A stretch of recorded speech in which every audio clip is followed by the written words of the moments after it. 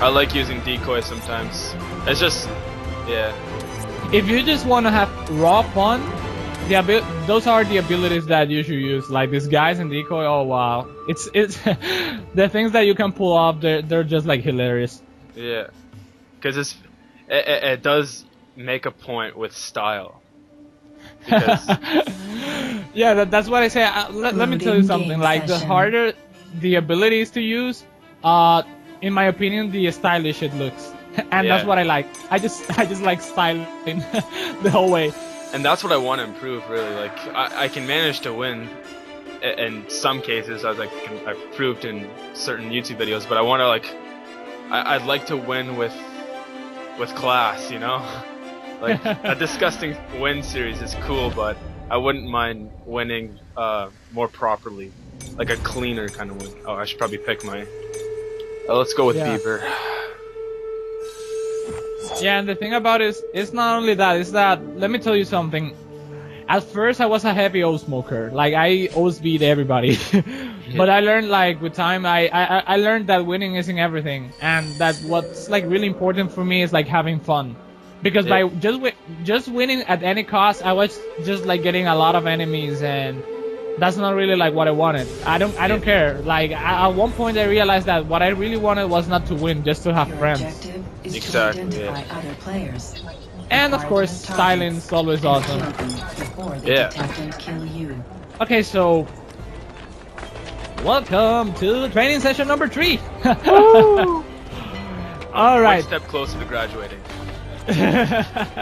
Awesome. Okay, so last time we were talking about these guys, so we're gonna continue with that. And okay, I was saying about the thing that when you use these guys and you stun or kill somebody, you're gonna lose the effect as soon as you stun or kill somebody. So you wanna make the most use of it, and also like if you craft the disguise for duration, which is how I use it now. As I said before, I use it for cooldown, but recently I have just realized that with duration it is a lot more effective, because I prefer to use only one disguise and make it count, rather than use 3 or 4 and get killed every time, you know? Yeah, I know what you mean. Yeah, so I learned that by using duration, at least in my opinion, it is more effective. I don't know if it's just because it is easier to use, but the thing is that definitely it gives you such a nice window for disguising and undisguising that you can make a lot of points by using it. So let's get up with some basic strategies to make these guys as useful as possible. Alright, let's do it. Alright, if you were on deathmatch, you know that the entire map is filled with NPCs and there is only one copy of each player, right? Yeah. Okay, so most players, they know this, of course, and they are looking for the other players. Like, yeah, Dino walking for the win. Okay, so they are looking for you. They are looking for players, for personas that look like players. They're not necessarily looking at the NPCs. So when you use these guys, this makes you essentially invisible to most players. They still have the whispers, but in deathmatch, due to the area being so small most of the time, not all of the time, because Virginian, oh my god, Virginian deathmatch is crazily big. Yeah. But like for most maps, it's a really small area. Therefore, whispers, they're not as helpful when it comes to detecting people. So if you want to detect people, what you want to observe is behavior. The better you get at observing behavior and mimicking NPC behavior, the better you are off in deathmatch. That's basically how it goes. And when it comes to these guys, another thing is that, and this does not only work for these guys, but this works for all abilities as well, is that the more you use an ability, the more you learn to counter that ability. For example, if you're a regular disguise user, you will notice that with time, you will be able to easily tell apart like disguise players. Yeah. Not necessarily disguise players, but like just in general. player in general. any player. Yeah, exactly. But especially disguise players, because of the fact that you also use disguise, and you know like the techniques of how to use it and that. You will get better. You will like, oh, that guy is not an NPC. That's a disguised player. Yeah, because a lot of people tell me like, hey, how do you know it was me? I was disguised. How do you know? For Christ's sake. Yeah. And no, I am no, no. like, yeah. and I am like, hey, I use disguise all the time. So I know its perks, and I know the difference between an NPC and a disguised person. You know. Yeah. That's basically how it works, and it works like that for every ability. So if everybody uses knives, it is very likely that you will learn to counter knives faster than any other ability, because people use it, you know, and you use it, and if you use it, it's just only natural that you will learn how to counter it. Okay, so now let's go with the main tips on these guys. All right. The first thing that you want to do is that you want to craft your disguise for duration, as I said before. You can do it. You can do it right now if you want. Just enter the menu and craft the disguise for duration. If you don't have it that way. I'm Alright. waiting and taunting in the meantime. Yeah, taunting like a boss. Alright, so I have the duration, right? Yeah, duration. Both points in duration. Alright, and then craft for 800 Sturgo points. Yeah. Crafting complete. Yeah.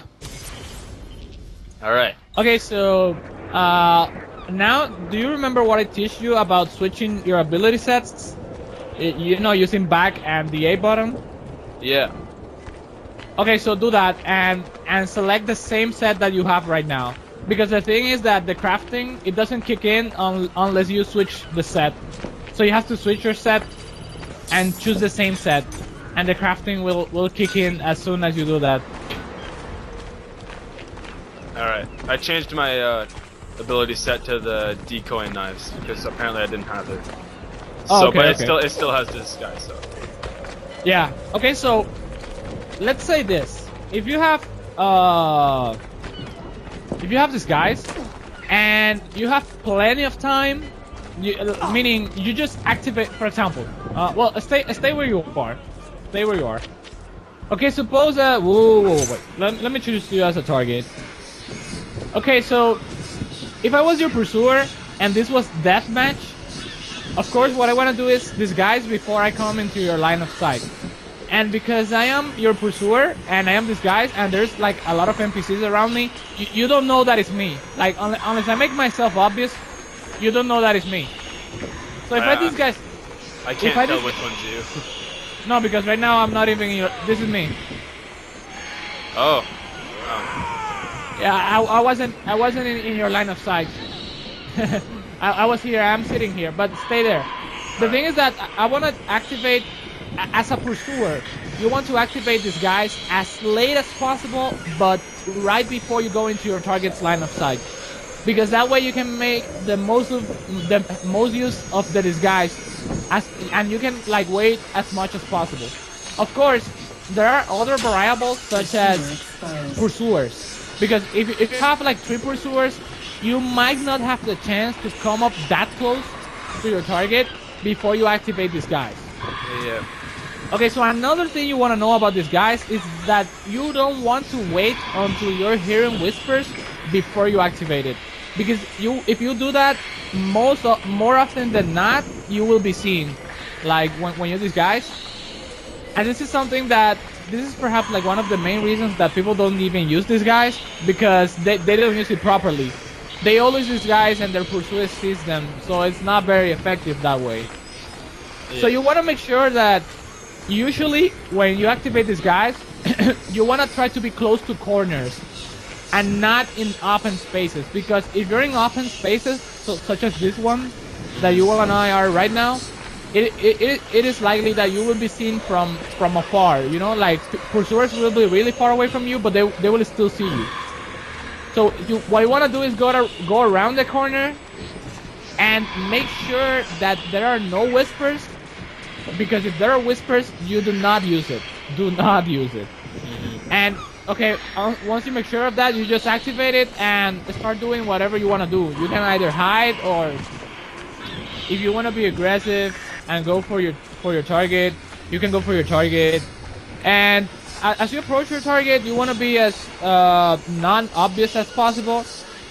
And to make the maximum use of the disguise, you want to build up a focus on your target before you go for the kill, or an incog, or at least a silent.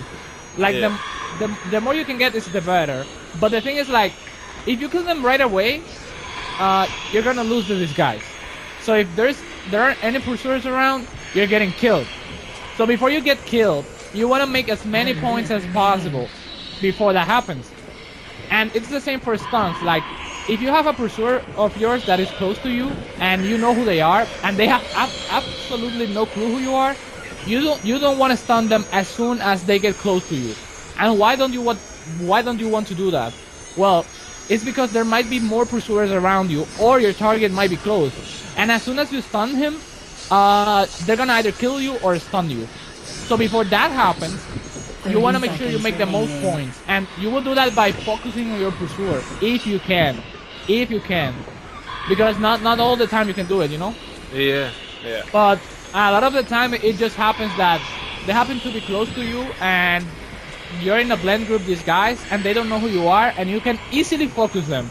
In fact, you might want to wait it out before until they kill a civilian, because it often happens that they get confused and they kill a civilian, which is even better for you because you have extra time to get the focus on your pursuer or your target. Yeah. So yeah, that's like disguise 101. All right. That was pretty good, actually.